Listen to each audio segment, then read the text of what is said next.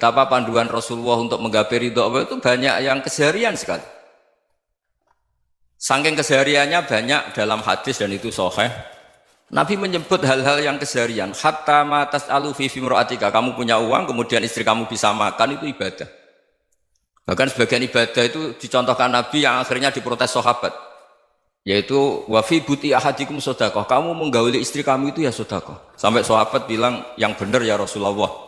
Ayati ahaduna syahwatahu wa huwa lahu ajrun. Masa urusan biologis, urusan syahwat kemudian dia dapat pahala. Nabi menjawab, alaysa lawadu'aha fi haramin akana alaihi wisrun. Bagaimana kalau dia meletakkan ke yang tidak benar, itu kan dosa.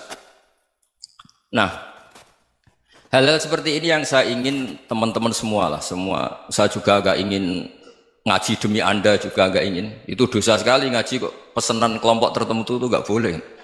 Islam itu untuk semua, jadi ya cuma karena di depan saya jenengan ya seakan-akan jenengan korbannya. Itu ada ilmunya dalam usul fikih itu. Jadi orang itu harus ngaji usul fikih. Nama yang disebut, mungkin Mas Sufyan masih ingat zaman ngaji usul fikih. Nama yang disebut itu tidak jaminan sebagai prioritas perintah. Jadi misalnya gini, kebetulan yang di depan Nabi itu Abu Dzar. Nabi ya bilang, ya Abu Dzarin ini uhibbuka misalnya, atau ya Mu'ad ini uhibbuka, atau ya Abu Hurairah ini uhibbuka misalnya. Banyaklah riwayat yang Nabi nyebut ya Abu Dzarin, ya Mu'ad, ya Abu Hurairah. Kemudian misalnya Nabi meneruskan khitab, ini uhibbuka, saya mencintai kamu, fakul dubur sholatin, atau sebagian riwayat disebut fala tada'anna dubura kulli sholatin, Allahumma inni ala dzikrika wa syukrika wa husni ibadatik. Saya mencintai kamu, siapa saja, Mu'ad bisa, Abu Dzar bisa siapa. Saya mencintai kamu, mohon kalau habis sholat kamu jangan lupa wiridan Allahumma inni ala dzikrika wa syukrika wa husni ibadatik. Ya Allah, tolong kami permudah supaya mudah ingat engkau. Anda tidak bisa mentang-mentang, wong nama saya Parmin, nama saya Purnomo, itu yang diperintahkan Mu'ad misalnya. Jadi yang disebut satu, tapi khitab itu untuk siapa saja. Saya teruskan. Jadi saya mohon semua kita melakukan kebaikan itu, kalau dalam kaidah fikih disebut al-yakin la yuzalu bisyak.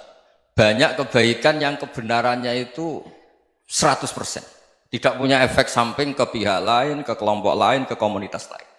Itu tadi misalnya Anda makan, dan itu murah sekali, hanya butuh satu piring. Setiap kunyahan kamu muji Allah, setiap minum kamu muji Allah. Itu redaksinya Rasulullah SAW disebut, Allah sangat ridho ketika seorang hamba makan, kemudian dia memuji Allah. Atau minum, kemudian dia muji Allah. Logikanya gampang, negara seperti ini yang kamu harapkan bentuknya kayak apa, mertua, ipar, komunitas, tetangga, itu nyata terjadi itu kan belum pasti. Sementara yang mesti terjadi adalah kamu butuh makan, kalau tidak mati. Butuh minum, kalau tidak mati. Butuh bumi yang nyaman ditempati, kalau tidak kita juga mati. Sebab itu Allah kalau menyebut nikmatnya itu hal-hal yang keseharian. Alladzi at'amahum min ju'. Allah itu siapa? Allah itu yang menciptakan kamu bisa makan. Tidak berlebihan, Allah itu yang menciptakan kondisi sosial itu ideal. Zaman Nabi itu ya ada orang munafik. Orang-orang pilihan Allah itu juga diuji orang sekelilingnya yang macam-macam. Semua diuji sesuai konteks zaman dan waktu. Nah, tapi ada ibadah-ibadah yang selalu disarankan Nabi. Sampai Nabi itu pernah ditanya, ayul islami khairun ya Rasulullah, Islam terbaik itu gimana? Jawaban Nabi itu unik. It'amu to'am, Islam terbaik itu ya makan-makan, yang santai-santai. Ketika Allah menyebut beberapa kebaikan, falak tahamal aqobah, wa ma adrokan apa? Mal aqobah. Terusannya apa? Fakku rokobah. Terusannya apa? Au it'amun fiyaumin di masubaya, atau acara makan-makan itu juga Islam. Kenapa? Ya bayangkan kalau tidak ada makanan, kita mati kan? Kondisi sosial tidak ideal itu Anda masih gak apa-apa, tapi kalau Anda tidak makan, Anda tidak minum, kamu punya istri cerewet masih bisa hidup, punya mertua cerewet masih bisa hidup, tapi kalau tidak makan bisa mati. Berarti penting mana istri sama makan? Penting mana? Makan.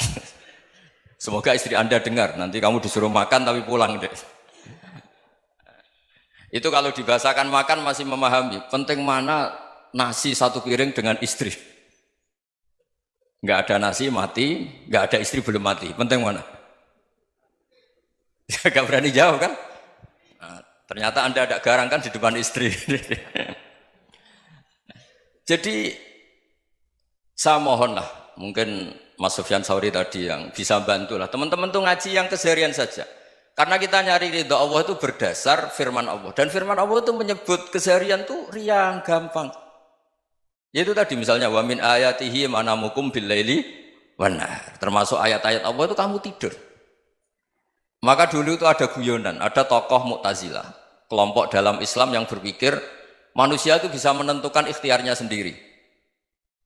Karena saya bisa duduk, ingin berdiri, berdiri. Karena kelompok ini nggak terima kalau semua kehendak Allah, nanti bagaimana kalau semua kehendak Allah kok ada hisab ya, ada sanksi.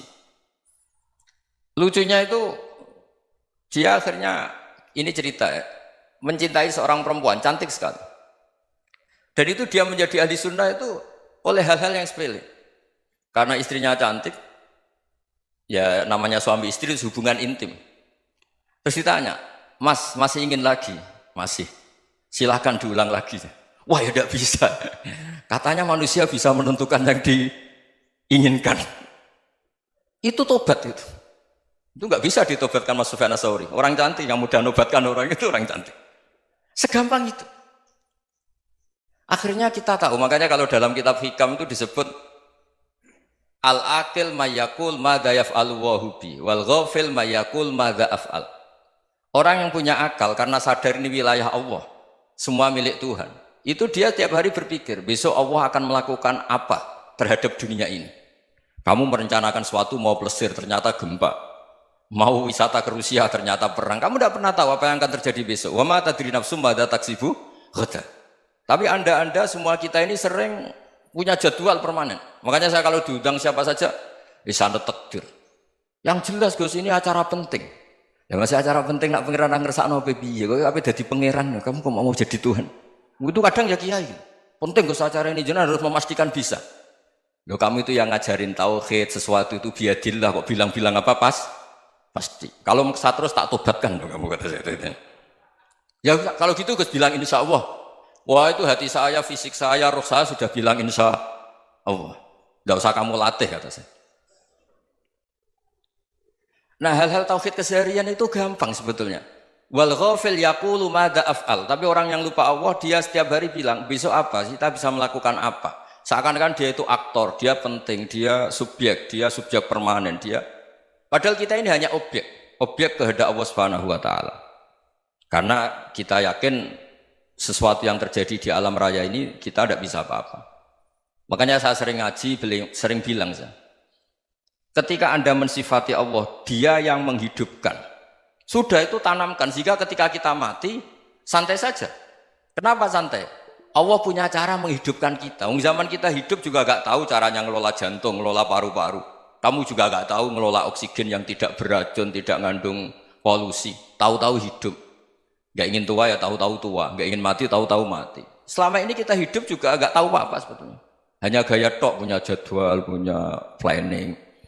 Kalau kamu bisa menentukan pilihan Anda, pasti Anda istrinya cantik, 4 neriman semua, kona'ah semua. Nyatanya enggak kan? Ada 1 jelek, cerewet.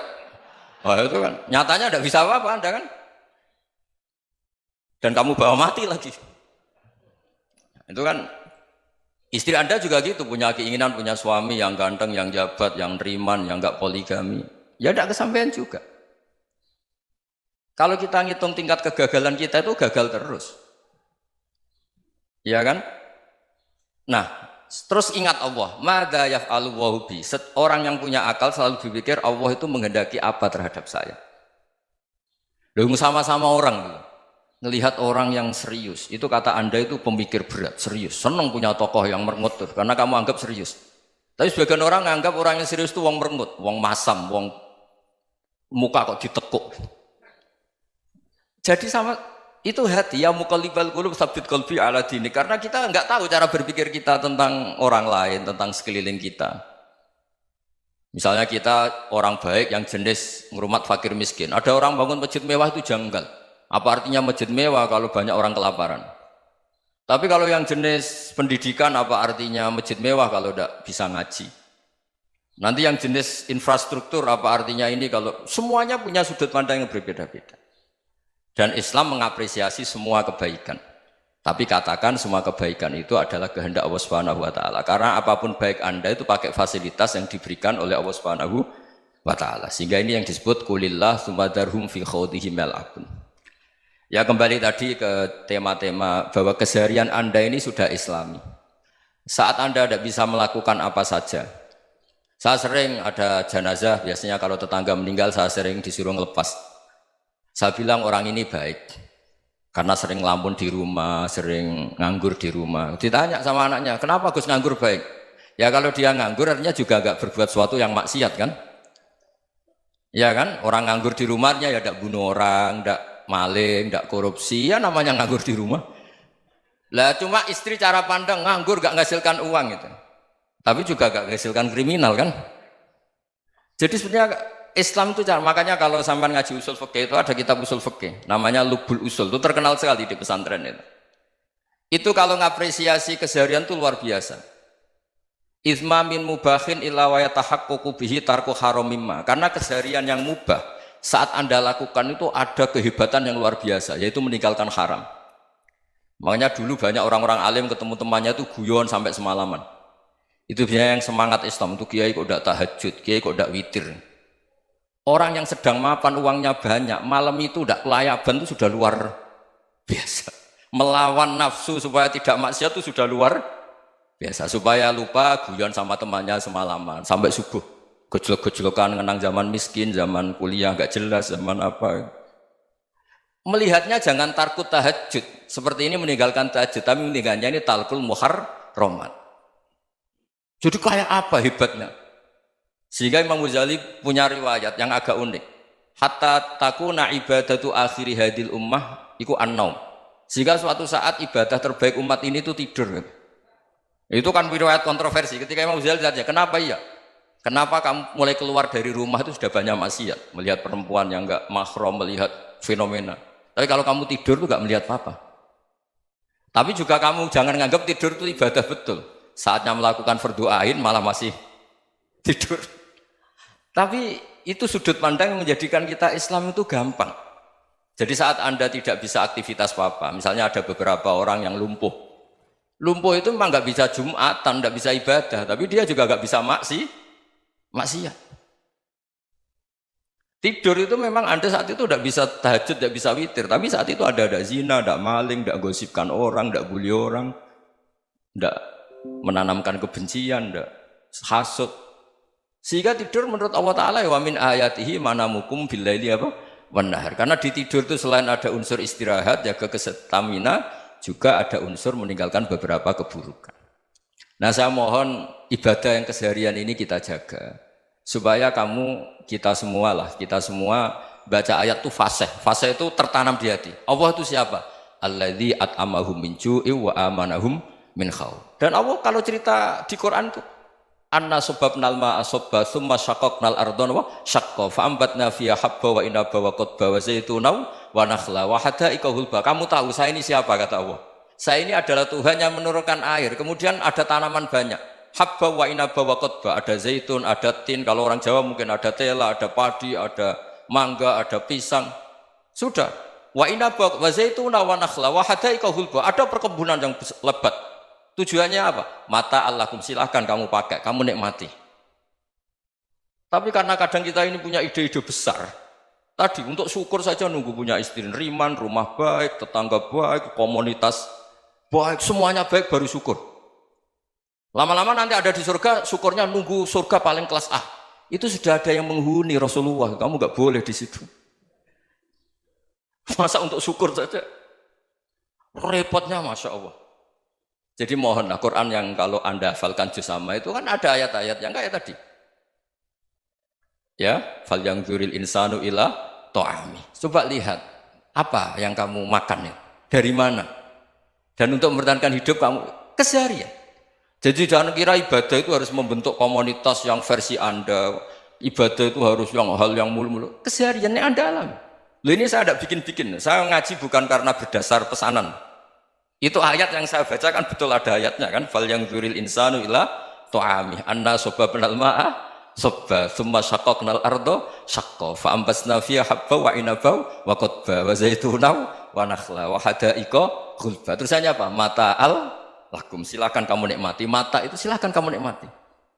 Ya kayak sampean dikasih hidangan ya makan. Ya sudah makan, habis makan ya minum, habis itu ngantuk ya tidur. Ya sudah normal-normal saja. Kayak apa indahnya Islam?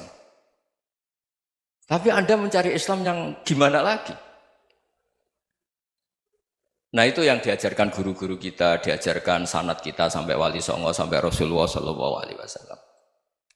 Bahwa pada akhirnya ada jihad, ada perang. Itu dulu memang perang, bukan membunuh, beda. Dulu kita dijajah Belanda ya perang, dan itu normal karena kita dijajah. Jadi ketika orang lain ingin baik sama kita, wa in ahadum minal musyrikin astajaruka ya fajirhu hatta yasma'a kalam Allah. Kalau mereka ingin baik ya kita baik.